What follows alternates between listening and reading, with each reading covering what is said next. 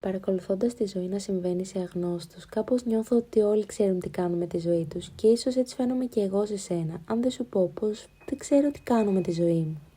Όταν λέω αυτή τη φράση φωναχτά, η ερώτηση είναι 27 χρονών και ακόμα δεν ξέρεις. Η αλήθεια είναι ότι κάθε χρονιά δεν ξέρω, αλλά κάθε φορά το εννοώ και διαφορετικά. Παλιά το να μην ξέρω τι κάνω το θεωρούσα αρνητικό και χαοτικό.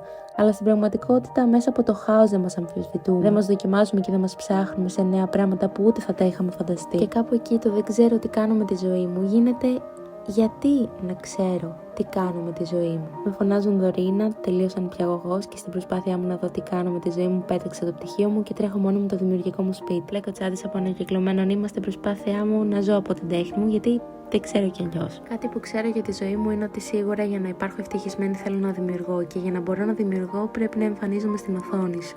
Και κάπως αυτό συγκρούεται με τα πιστεύω μου, γιατί δεν θέλω να είμαι άλλο ένα προϊόν. Και στην πραγματικότητα θέλω να πετάξω το κινητό μου, να σβήσω τα πάντα και να συμβουλέψω όλο τον κόσμο να κάνει το ίδιο. Όμως, όπως είπα, για να μπορώ να δημιουργώ πρέπει να εμφανίζομαι στην οθόνη σου, απλά με το δικό μου τρόπο. Όχι δηλαδή ως προϊόν που πρέπει να αγοράσεις, αλλά ως μια πιο οικονομική, ηθική και οικολογική επιλογή σε έναν ήδη υπερκαταναλωτικό κόσμο. Αυτός ο κόσμος φλέγεται και καθημερινά έχει αρκετό σκοτάδι, κάτι που με κάνει να με αμφισβητώ και να νιώθω μικρή μπροστά σε όλα αυτά που συμβαίνουν. Ταυτόχρονα όμως το φως είναι απεριόριστο, όσο και αν θέλουν να πιστέψουμε ότι δεν υπάρχει πια, και η τέχνη είναι μια κύρια μορφή του. Μέσα από εκείνη προσπαθώ και εγώ να βρω τις ισορροπίες μου και κλείνοντας θέλω να σου πω ότι αν δεν ξέρεις τι κάνεις με τη ζωή σου, είσαι ένας τυχερός άνθρωπος. Ζεις για πρώτη φορά και από όσο ξέρω για τελευταία, οπότε δεν χρειάζεται να ξέρεις τα πάντα και αν σε χάνεις θα σε βρίσκεις και θα σε ξαναχάνεις. Γιατί θα αλλάζεις, θα μεταμορφώνεσαι και θα σε δοκιμάζεις και αυτό είναι το πιο σημαντικό πράγμα που έχεις να κάνεις στη ζωή σου.